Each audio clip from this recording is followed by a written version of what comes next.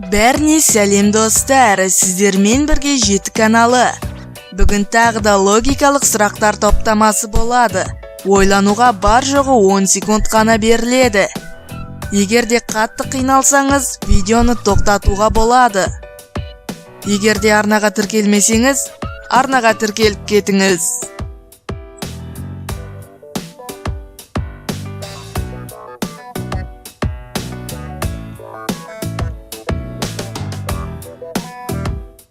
Эверестті ашпас бұрын ең ұзын тау қандай болды?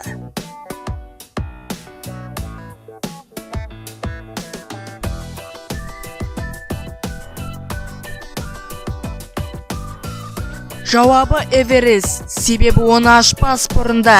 Тіпті ашқанның өзінде де ол ең ұзын тау болып қала берді. Маймыл, тиін, торғай, пальманың үстіне ең бірінші кім жетеді деп ой қозғады. Ал сұрақ, пальмадағы бананды кім бірінші алады?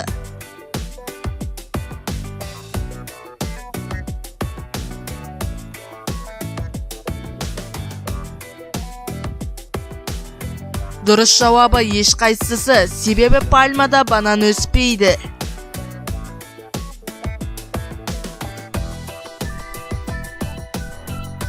Сіз автобус жүргізіп келесіз. Автобуста 13 жолаушы бар.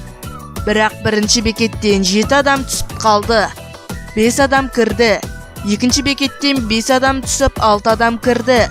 Үшінші бекеттен 3 адам түсіп 4 адам кірді. Ал сұрақ, автобус жүргізушінің жасы нешеде?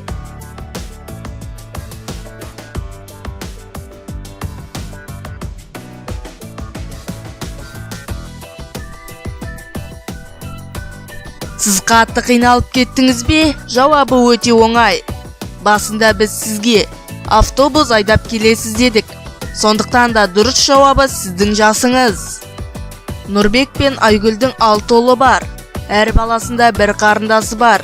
Ал сұрақ, Нұрбектің отбасында неше адам бар?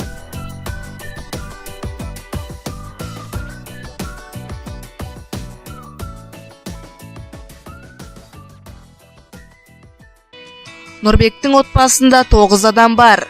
Қане бірге санап көрейік. 6 ұлының әрқайсысында бір қарындасы бар дедік. Яғни 6-ға 1-ді қосамыз. Және де Нұрбек пен Айгүлді қоссақ, адам саны 9-ға жетеді. Жігіт кез келген футбол матчы басталмай тұрып есеп нешеден неше болатын айтатын. Бірақ та қандай да бір күш екені белгісіз, оның айтқаны дәл келетін. Ол сонда экстрасенс пе әлде қалай?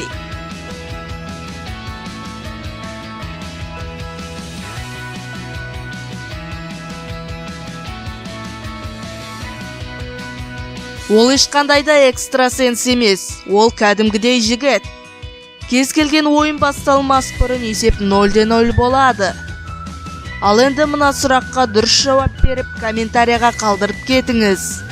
3 қосылған 3 көбейту 3, алынған 3 қосу 3. Тең болады неше? Осы сұрақтың жауабын комментарияға қалдырып кетіңіз. Біз келесі видеода жауабын айтатын боламыз.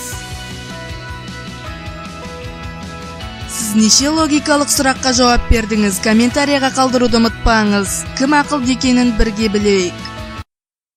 Осымен видеомыз соңына да жетті. Егер де видео ұнаса, арнаға жазылып лайк басып кетіңіз.